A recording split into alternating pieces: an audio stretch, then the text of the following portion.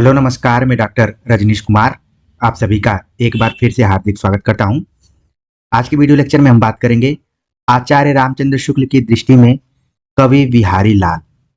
तो इन पर हम विस्तार से बातचीत करेंगे और देखेंगे कि पिछले साल के क्वेश्चन पेपर में कवि बिहारी लाल से संबंधित किस तरीके से प्रश्न पूछे गए। जब आप आचार्य रामचंद्र शुक्ल का इतिहास ग्रंथ पढ़ेंगे तो कवि बिहारी लाल के बारे में उन्होंने रीतिकाल के प्रकरण 2 के अंतर्गत रीति ग्रंथकार नाम से शीर्षक में शामिल किया हुआ है और बिहारी लाल को चौथे नंबर पर रखा है।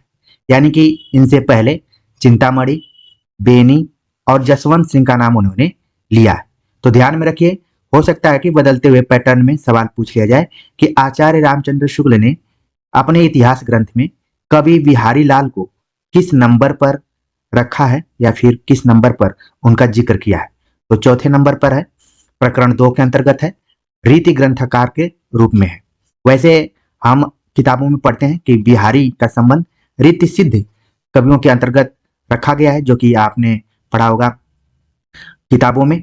ठीक है, खासतौर से विश्वनाथ प्रसाद मिश्र ने जो रीतिकाल के 3 भाग किए हुए हैं उनमें रीति सिद्ध के अंतर्गत बिहारी लाल का नाम आता है, लेकिन आचार्य रामचंद्र शुक्ल ने इनको रीति ग्रंथकार के रूप में ही देखा है। तो चलते हैं, बात करते हैं बिहारी लाल के बारे में। आचार्य रामचंद्र शुक्ल लिखते हैं, ये माथुर चौबे कहे जाते हैं और इनका जन्म ग्वालियर के पास बसुआ गोविंदपुर गांव में संवत 1660 के लगभग माना जाता है। तो आपको ध्यान में रखना है कि बिहारी लाल माथुर चौबे भी कहे जाते हैं। इनका जन्म ग्वालियर में हुआ। ग्वालियर में गांव है बसुआ गोविंदपुर। आगे शुक्ल जी लिखते हैं कि एक दोहे के अनुसार इनकी बाल्यावस्था बुंदेलखंड में बीती और तरुणावस्था में ये अपनी ससुराल मथुरा में आ रहे। अनुमानतः ये संवत 1720 तक वर्तमान रहे। तो आप देख रहे हैं कि बिहारी का जन्म भी, जो इनका जीवन रहा है, ये थोड़ा सा अस्थिर रहा है। आप देख रहे हैं कि इनका जो बाल्यावस्था है, जो बचपन है, बुंदेलखंड में बीता, लेकिन जैसे ही युवावस्था में आए और कुछ देर तक ये अपने ससुराल मथुरा में भी रहे। तो ध्यान में रखना है कि ग्वालियर और मथुरा दोनों से इनका संबंध रहा है। आगे जो बहुत ही इंपॉर्टेंट पॉइंट है कि ग्वालियर और मथुरा में रहने के बाद ये जयपुर के मिर्जा राजा जय शाह, जिनको कि महाराज जय सिंह के नाम से भी जाना जाता है, उनके दरबार में रहा करते थे। तो ये टर्निंग पॉइंट्स है जिस कवि बिहारी लाल को हम लोग बचपन की कक्षाओं से लेकर ऊंची कक्षाओं तक पढ़ते हैं।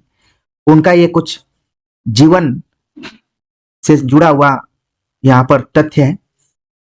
ग्वालियर मथुरा के बाद जिस राजा के दरबार में कवि बिहारी रहते हैं वो राजा जयपुर में रहते हैं, जिनका एक नाम है जय शाह, लेकिन उनको जय सिंह के नाम से भी जाना जाता है।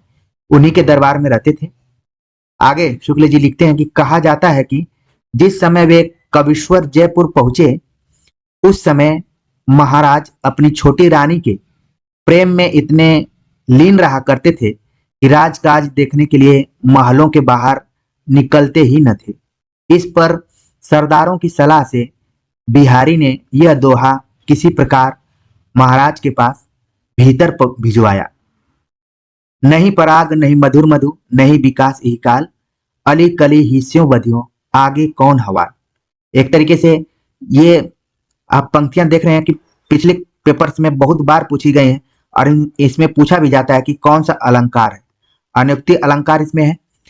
और आप देख रहे हैं कि हम अक्सर वन लाइनर किताबों में पढ़ते हैं कि ये पंक्ति बिहारी ने जय सिंह के बारे में लिखा था। तो ये तो बात सही है, लेकिन यहाँ पर एक नया तथ्य आप लोग देख रहे हैं कि ये पंक्ति लिखने के लिए सरदारों की सलाह से बिहारी ने इसको लिखा है। ये भी सवाल पूछा जा सकता है बदलते हुए पैटर्न में, कौन सही है, किस एक्सपर्ट्स का माथा घूमे और पूछ दे कि नहीं पराग नहीं मधुर मधु नहीं विकास ही काल बिहारी ने किसकी सलाह पर लिखा था।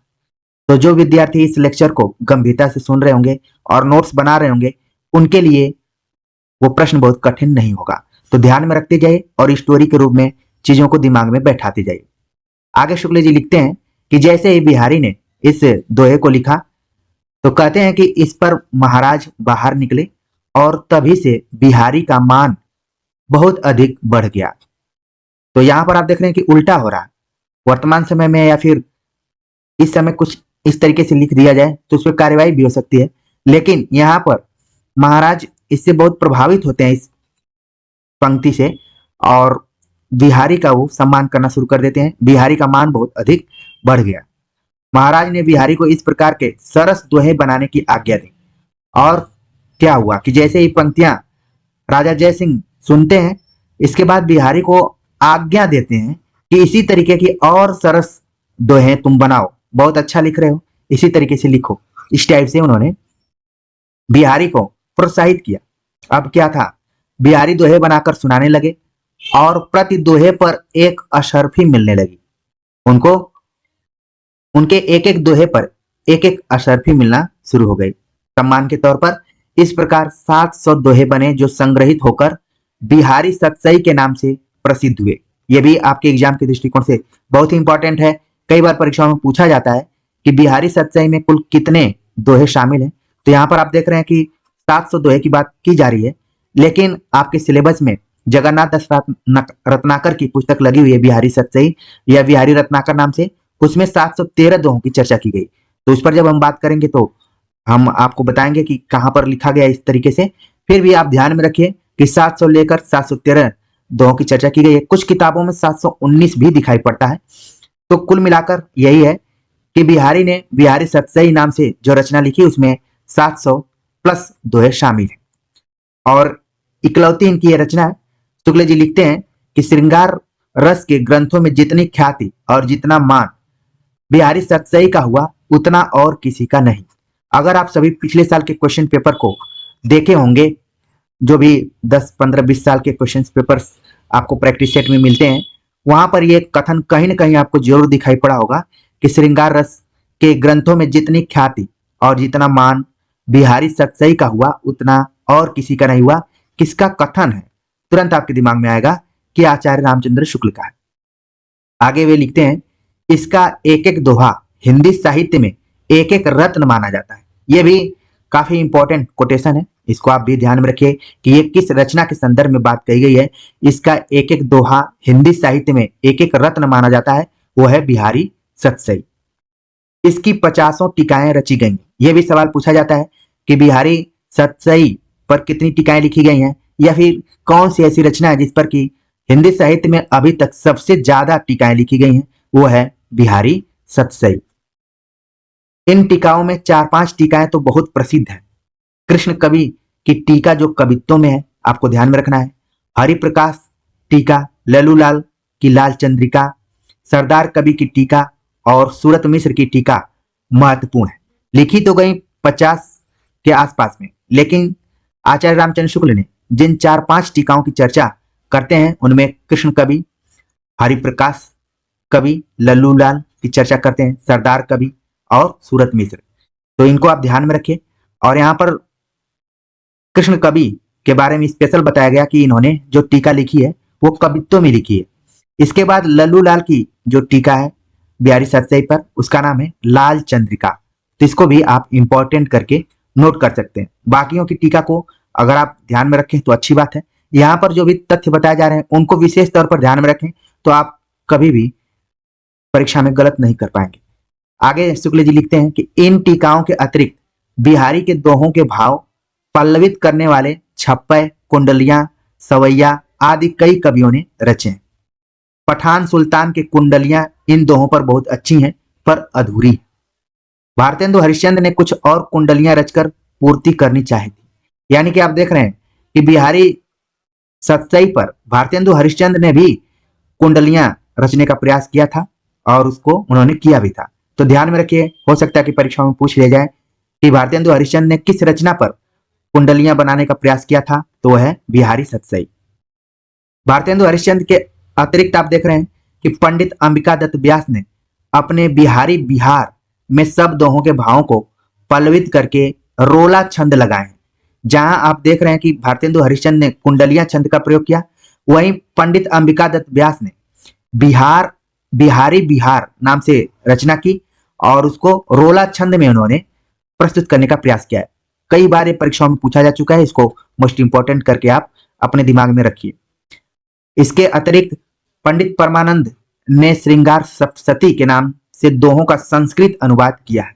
यह बहुत बड़ा काम है। हो सकता है कि परीक्षाओं में पूछा जा सकता है कि श्रृंगार सप्तशती नाम से संस्कृत में बिहारी सतसई के दोहों का अनुवाद किसने किया था? परमानंद ने किया था। तो इसको बिल्कुल ध्यान में रखिए।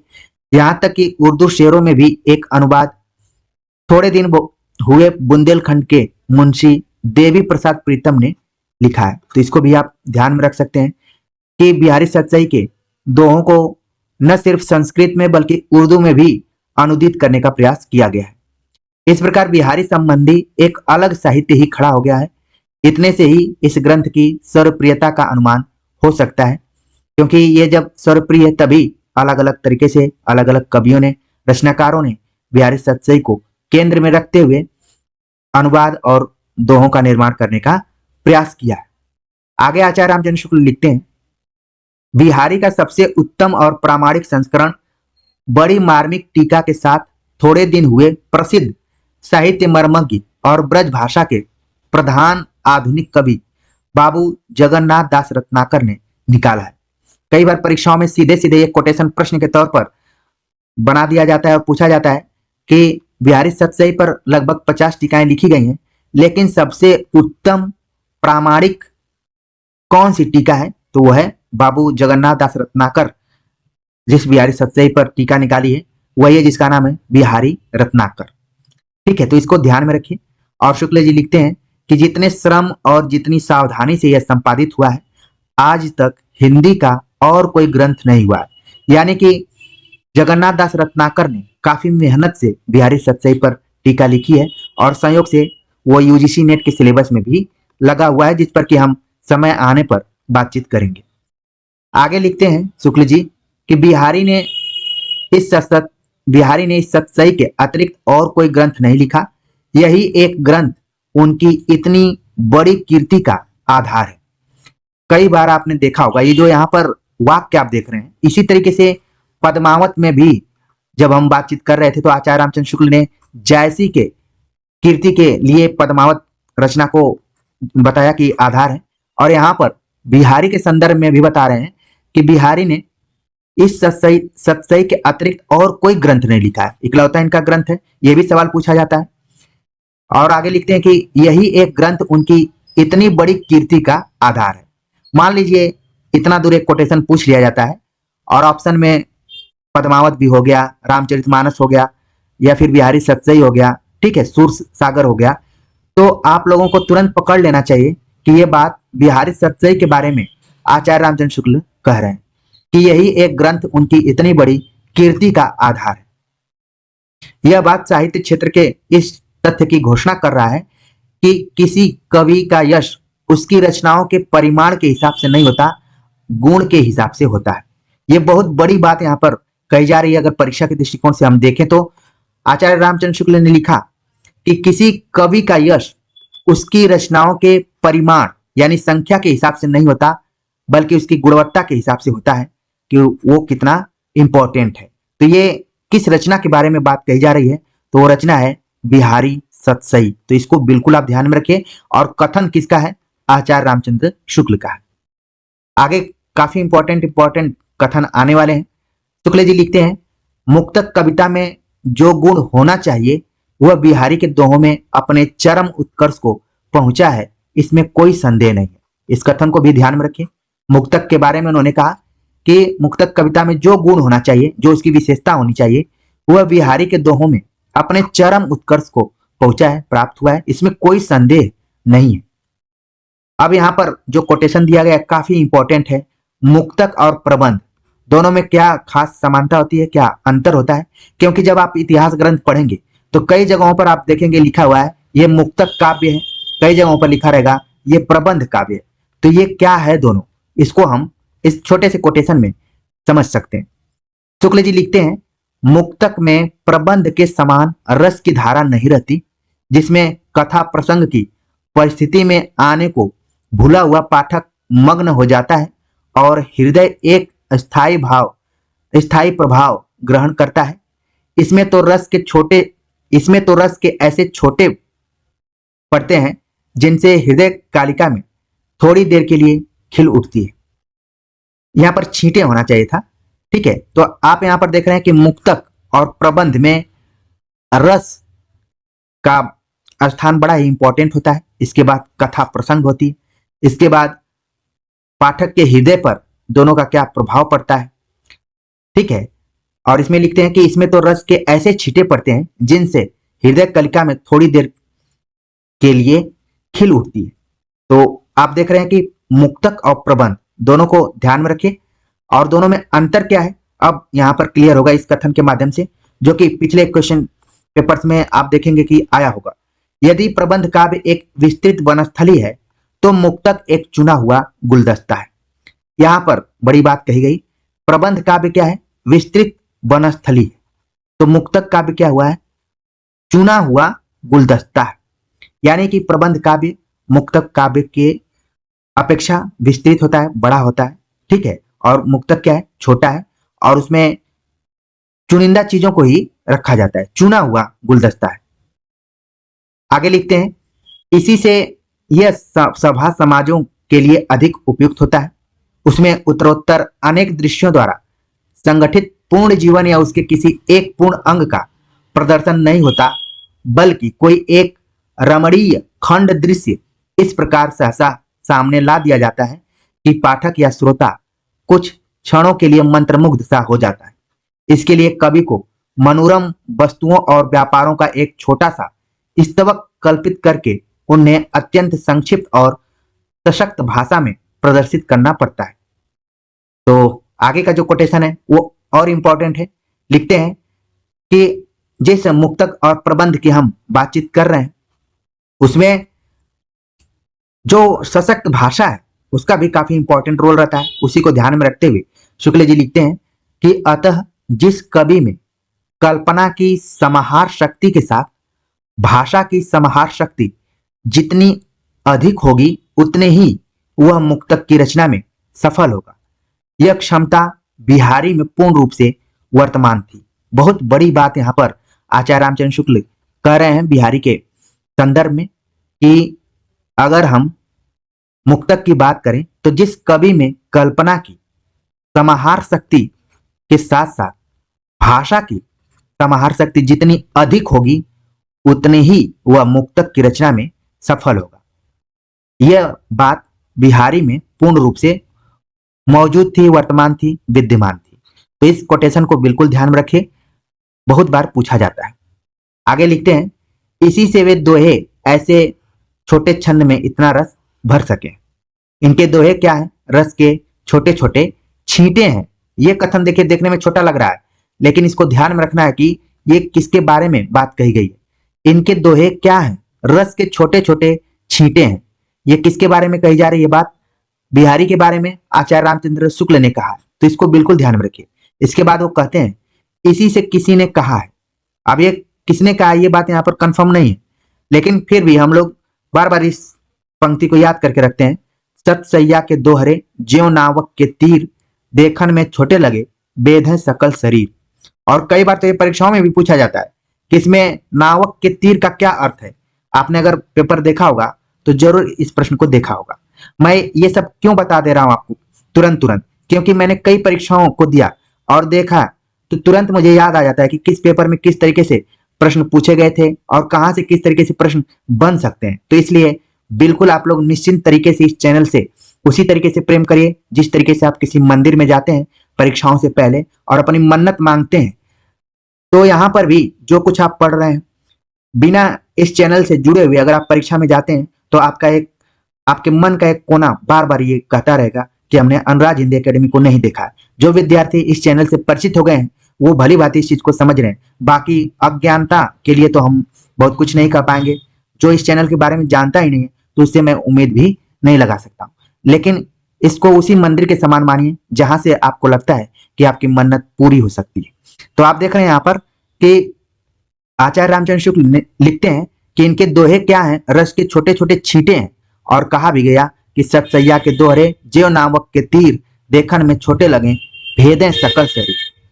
आगे लिखते हैं, बिहारी की रस व्यंजना का पूर्ण वैभव उनके अनुभवों के विधान में दिखाई पड़ता है। अधिक स्थलों पर तो इनकी योजना की निपुणता और उक्ति कौशल के दर्शन होते हैं, पर इस विधान से इनकी कल्पना की मधुरता झलकती है। अनुभवों और हावों की ऐसी सुंदर योजना कोई श्रृंगारी कवि नहीं कर सकता है। नीचे की हाव भरी सजीव मूर्तियां देखिए, और यहाँ पर कुछ पंक्तियां दी गई। बतरस लालच लाल की मुरली धरी लुकाए, सौ करे भवन हंसे दैन कहे नटिजार, नासा मोरी नचाई दो करी कका की सौ, काटे सी कसके हिये गड़ी कटीली भाव। इसके बाद है ललन चलन सुनि पलन में असुआ झलके आई, भई लखाई न सकिनहु झूठे ही जमुआई। तो आप यहां पर देख रहे हैं कि इन पंक्तियों में कल्पना है, और उस कल्पना को प्रस्तुत करने के लिए जिस भाषा का प्रयोग किया गया है, और इन दोनों में क्या है, समाहार शक्ति का समावेश हुआ है। इसी की चर्चा तो आचार्य रामचंद्र शुक्ल ऊपर कर रहे थे। आगे लिखते हैं कि भाव व्यंजना या रस व्यंजना के अतिरिक्त बिहारी ने वस्तु व्यंजना का सहारा भी बहुत लिया है, विशेषतः शोभा या कांति, सुकुमारता, विरह ताप, विरह की क्षीणता आदि के वर्णन में। तो आपको ध्यान में रखना है कि बिहारी की कविताओं में भाव व्यंजना, रस व्यंजना के अतिरिक्त वस्तु व्यंजना का भी प्रयोग किया गया, और कहां कहां पर किया गया है उसका उदाहरण भी दिया गया। लिखते हैं कि कहीं कहीं वस्तु व्यंजना औचित्य की सीमा का उल्लंघन करके खिलवाड़ के रूप में हो गई है। अगर आप पिछले साल के क्वेश्चन पेपर को देखेंगे तो ये कोटेशन आपको वहां पर दिखाई पड़ेगा कि कहीं कहीं वस्तु व्यंजना औचित्य की सीमा का उल्लंघन करके खिलवाड़ के रूप में हो गई है।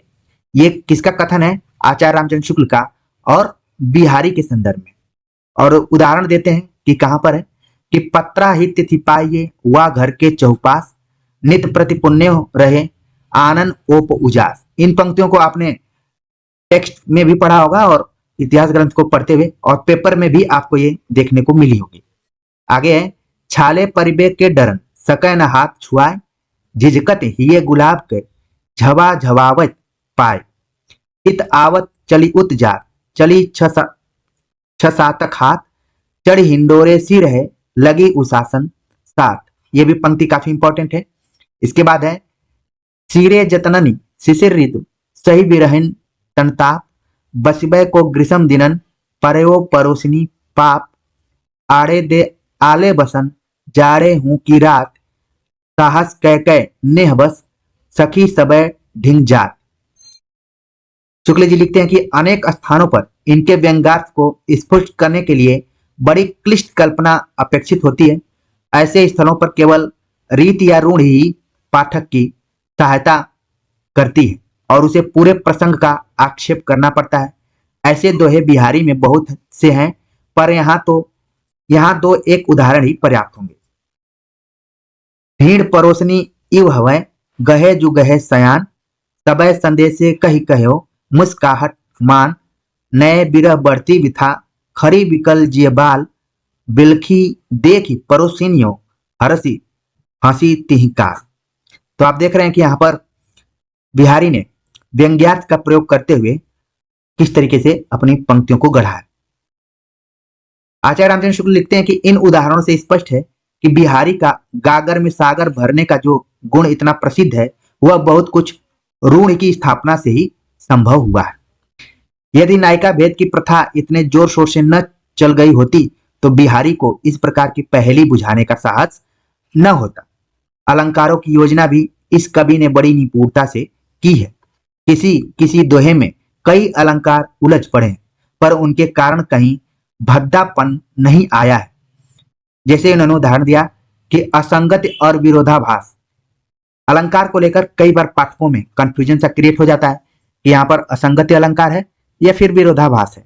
उलझन दिखाई पड़ती है बिहारी के दोहों में। तो उदाहरण दिया गया है कि असंगति और विरोधाभास की ये मार्मिक और प्रसिद्ध उक्तियां कितनी अनूठी हैं और बहुत बार परीक्षाओं में पूछी जा चुकी हैं। इसलिए आप सभी एकदम से आंख बंद कर याद कर लीजिए कि किसमें कौन सा अलंकार है। दृग अरुझत टूटत कुटुम जुरत चतुर चितप्रीत, परत गांठ दुर्जन ये दई नई यह रीत।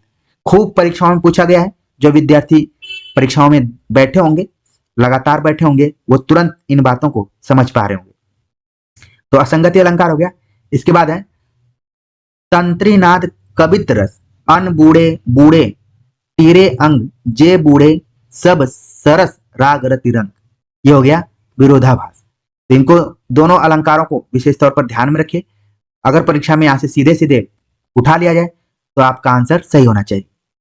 आगे लिखते हैं कि दो एक जगह व्यंग अलंकार भी बड़े अच्छे ढंग से आए हैं। इस दोहे में रूपक व्यंग है। करे चाह सो चुटकी कह, खरे उड़ाए हैं मैन, लाज नवाए तरफरत, करत खूंद सी नैन। इसमें क्या हो गया, रूपक अलंकार है और व्यंग के तौर पर प्रस्तुत किया गया है। आगे लिखते हैं कि श्रृंगार के संचारी भावों की व्यंजना भी ऐसे मर्मस्पर्शनी है कि कुछ दोहे सहृदयों के मुंह से बार बार सुने जाते हैं। इस स्मरण में कैसी गंभीर तन्मयता है। सघन कुंज छाया सुखद, शीतल मंद समीर, मन वह जात अजय वह, वा जमुना के तीर। तो इसको आप देख रहे हैं कि श्रृंगार का यहाँ पर वर्णन किया गया इन पंक्तियों में। और जो सहृदय, खास तौर से आचार्य रामचंद्र शुक्ल सहृदय पाठक की बार बार चर्चा करते हैं। ऐसे पाठक जिनके अंदर अगर कविता को समझने की समझ नहीं है, उनके लिए पंक्तियां काले अक्षर भैंस बराबर के समान हो सकती हैं। लेकिन अगर सहृदय हैं तो उनको बार बार याद करने का प्रयास करेंगे। आगे लिखते हैं कि विशुद्ध काव्य के अतिरिक्त बिहारी ने सूक्तियां भी बहुत सही कही हैं। सूक्तियों को आप ध्यान में रखिए कि बिहारी ने कुछ नीतिपरक ऐसी सूक्तियां लिखी हैं जो कि काफी अर्थ प्रदान करने वाली होती हैं। उसी की तरफ संकेत कर रहे हैं कि विशुद्ध काव्य के अतिरिक्त बिहारी ने सूक्तियां भी बहुत सही कही हैं, जिनमें बहुत सी नीति संबंधिनी है, यानी कि नीति से जुड़ी हुई है। सूक्तियों में वर्णन वैचित्र या शब्द वैचित्र भी प्रधान रहता है, अतः उनमें से कुछ एक की ही गणना असल काव्य में हो सकती है। तो यहाँ पर आपको ध्यान रखना कि सूक्तियां जो होती हैं वो वर्णन वैचित्र और शब्द वैचित्र पर आधारित होती हैं और छोटी सी होती हैं, लेकिन इसकी व्याख्या भी बहुत लंबी चौड़ी की जा सकती है। अगर जो विद्यार्थी संस्कृत पढ़े होंगे तो संस्कृत में सूक्तियों का काफी महत्वपूर्ण योगदान होता है और हर नाटक महाकाव्य में सूक्तियों से सवाल पूछे जाते हैं। तो वही सूक्तियां हैं जिनमें कि वर्णन वैचित्र और शब्द वैचित्र दोनों क्या होता है, प्रधान होता है। आगे लिखते हैं कि केवल शब्द वैचित्र के लिए बिहारी ने बहुत कम दोहे रचे हैं। कुछ दोहे यहाँ दिए जाते हैं, उनको हम देखते हैं कौन कौन से हैं। यद्यपि सुंदर तव कनक सुघर पुनि, सगुनव दीपक दे, प्रकाश करे तीतो, भरिये जीतो सने, कनक कनक कनक ते सगुनी मादकता अधिकाय, वा खाए बौराय, जे पाए बौराय। ये देखिए पंक्ति यहाँ पर कई बार अलंकार के तौर पर परीक्षाओं में पूछी जाती रही है। मुझे उम्मीद है कि आप सभी तुरंत पकड़ लिए होंगे कनक कनकते में कौन सा अलंकार है। इसके बाद एक और है, तव पर वारो उर्वशी, सुनि राधिके सुजान, तू मोहन के उर्वशी वह उर्वशी समान। तो ये जो नीचे की दोनों पंक्तियां हैं आप देख रहे हैं कि परीक्षाओं में अलंकारों से रिलेटेड कई बार पूछी गई हैं। आप लोगों ने इसको हल भी किया होगा।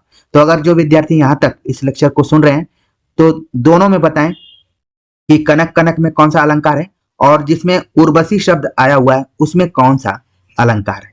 तो आपका अलंकार भी यहां से क्लियर हो जाएगा और ये दोनों उदाहरण प्राय परीक्षाओं में आते रहे। आगे शुक्ल जी लिखते हैं कि बिहारी के बहुत से दोहे आर्या सप्तशती और गाथा सप्तशती को छाया लेकर बने हैं। इस बात को पंडित पदम सिंह शर्मा ने विस्तार से दिखाया है। तो आपके दिमाग में आने लगा होगा कि आर्या सप्तशती क्या है। आर्या सप्तशती जब आप प्राकृत संस्कृत और प्राकृत इत्यादि पढ़ेंगे तो इसमें इसका जिक्र होता है। इसके लेखक हैं गोवर्धनाचार्य, गोवर्धनाचार्य एक लेखक रहे हैं, ठीक है, उन्होंने लिखा। और गाथा सप्तशती को आपने पढ़ा होगा कि हाल नाम के कवि हैं, ठीक है। गाथा को आपने पढ़ा होगा कि गाहा भी कहा जाता है, जैसे दोहा को दुहा कहा जाता है उसी तरीके से गाथा को गाहा भी कहा जाता है। तो बिहारी के ऊपर यानी कि बिहारी के जो भी दोहे हैं उन पर आर्या सप्तशती और गाथा सप्तशती दोनों का प्रभाव पड़ा हुआ है। यहां पर लिखा गया है कि इनके बहुत से दोहे आर्या सप्तशती और गाथा सप्तशती को छाया लेकर बने हुए हैं। छाया मतलब इनका प्रभाव, जिस पर कि पंडित पदम सिंह शर्मा का ध्यान गया हुआ, उन्होंने इसको क्लियर विस्तार से दिखाया है। पर साथ ही उन्होंने यह भी स्पष्ट कर दिया है कि बिहारी ने गृहीत भावों को अपनी प्रतिभा के बल से किस प्रकार एक स्वतंत्र और कहीं कहीं अधिक सुंदर रूप दे दिया है। बिहारी की भाषा चलती होने पर भी साहित्यिक है। यह कथन काफी इंपॉर्टेंट यहाँ पर आप सभी के लिए, क्योंकि बदलते हुए पैटर्न में बिहारी से संबंधित पूछ दिया जाएगा कि आचार्य शुक्ल के कथन कौन से सही है। तो पहला ऑप्शन मान लीजिए हो जाएगा, बिहारी की भाषा चलती होने पर भी साहित्यिक है। वाक्य संरचना व्यवस्थित है, दूसरा यहाँ पर, और शब्दों के रूप का व्यवहार एक निश्चित प्रणाली पर है, यह तीसरा ऑप्शन हो जाएगा।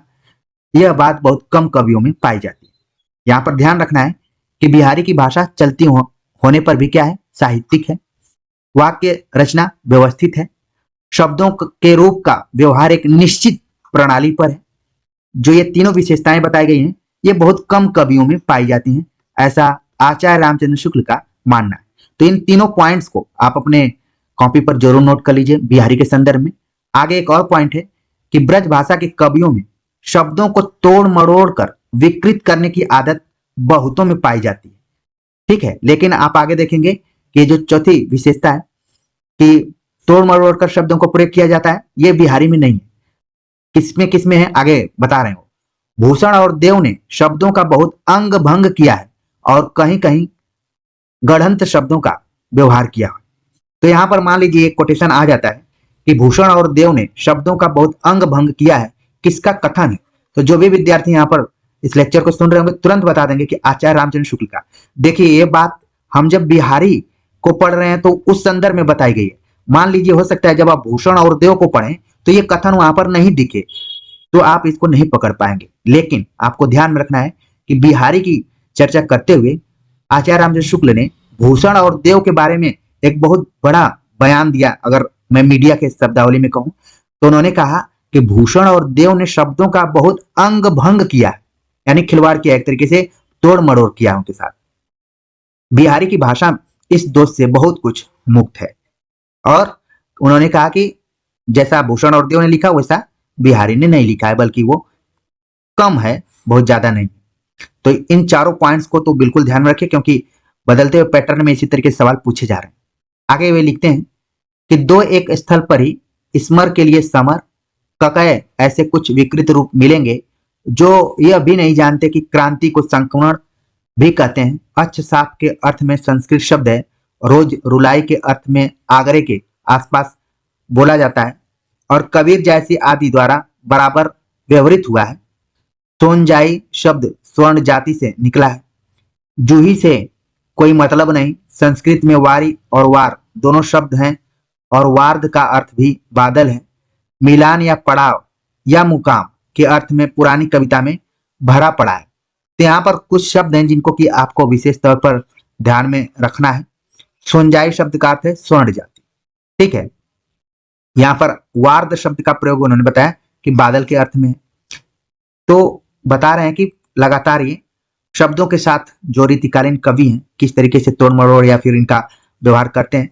चलती ब्रज भाषा में पिछानना रूप ही आता है। खटकति का रूप बहुवचन में भी यही रहेगा। यदि 50 शब्द उनकी समझ में न आए तो बेचारे बिहारी का क्या दोष है। इन्होंने यहाँ पर एक तरीके से बिहारी को माफ कर दिया। लेकिन यही आचार्य रामचंद्र शुक्ल हैं जब केशव दास का मूल्यांकन करते हैं तो वहां पर बड़ा ही आक्रामक हो जाते हैं और कहते हैं कि ये हृदयहीन कवि थे, इनको हृदय नहीं मिला था। लेकिन यहाँ पर आप देख रहे हैं शब्द को, कह रहे हैं कि यदि 50 शब्द उनकी समझ में न आए तो बेचारे बिहारी का क्या दोष है। ये देखिए यहाँ पर किस तरीके से आचार्य रामचंद्र शुक्ल बिहारी का मूल्यांकन कर रहे हैं, उनके पक्ष में अपनी बातों को रख रहे हैं। आगे लिखते हैं कि बिहारी ने यद्यपि लक्षण ग्रंथ के रूप में अपनी सत्सई नहीं लिखी है, पर नखशिख, नायिका भेद, तट ऋतु के अंतर्गत उनके सब श्रृंगारी दोहे आ जाते हैं और कई टीकाकारों ने दोहों को इस प्रकार के साहित्यिक क्रम के साथ भी रखा है। जैसा कि कहा जा चुका है, दोहों को बनाते समय बिहारी का ध्यान लक्षणों पर अवश्य था, इसीलिए हमने बिहारी को रीतिकाल के फुटकल कवियों में न रखकर उक्त काल के प्रतिनिधि कवियों में ही रखा है। ये देखिए यहाँ पर बड़ी बात जिसकी कि मैंने चर्चा की कि प्रकरण 2 में इनको रखा गया है, रीति ग्रंथकारों के क्रम में। चाहते तो आचार्य रामचंद्र शुक्ल बिहारी को फुटकल में रख सकते थे, जैसे आदिकाल में उन्होंने विद्यापति और अमीर खुसरो को रखा है, लेकिन यहाँ पर बिहारी को उन्होंने एक प्रतिनिधि कवि के रूप में ही रखा है, तो इसको भी ध्यान में रखिए। आगे लिखते हैं, जो भी बहुत ही इंपॉर्टेंट कोटेशन है, परीक्षाओं में खूब पूछा गया है। बिहारी की कृति का मूल्य जो बहुत अधिक आंका गया, उसे अधिकतर रचना की बारीकी या काव्यांगों के सूक्ष्म विन्यास की निपुणता की ओर ही मुख्यतः दृष्टि रखने वाले पारखियों के पक्ष में समझना चाहिए, उनके पक्षों से समझना चाहिए जो किसी हाथी दांत के टुकड़े पर महीन बेलबूटे देख घंटों वाह वाह किया करते हैं, पर जो हृदय के अंतस्थल पर मार्मिक प्रभाव चाहते हैं, किसी भाव की स्वच्छ निर्मल धारा में कुछ देर तक अपना मन मग्न रखना चाहते हैं, उनका संतोष बिहारी से नहीं हो सकता। तो एक तरीके से ये पाठकों की तरफ और आलोचकों की तरफ भी संकेत कर दे रहे हैं कि अगर किस तरीके के पाठक होंगे और आलोचक होंगे तो उनके लिए बिहारी पर्याप्त नहीं होंगे। जो यहाँ पर मैंने हाईलाइट किया हुआ है, ये कोटेशन कई बार परीक्षाओं में पूछा जा चुका है, इनको ध्यान में रखिए। आगे शुक्ल जी लिखते हैं, बिहारी का काव्य हृदय में किसी ऐसी लय या संगीत का संचार नहीं करता जिसकी स्वर धारा कुछ काल तक गूंजती रहे।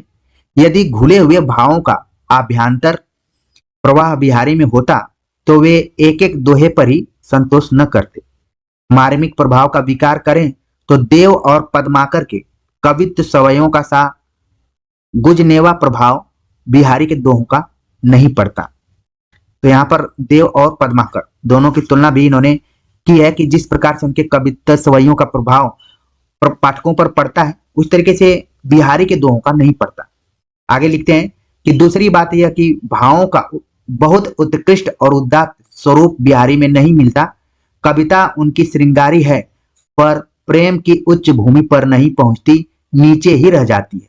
ये देखिए कथन बहुत ही इंपॉर्टेंट है। आखिरी जो पंक्ति यहाँ पर आप देख रहे हैं कि बिहारी के संदर्भ में शुक्ल जी लिखते हैं कि कविता उनकी श्रृंगारी है, पर प्रेम की उच्च भूमि पर नहीं पहुंचती, नीचे ही रह जाती है।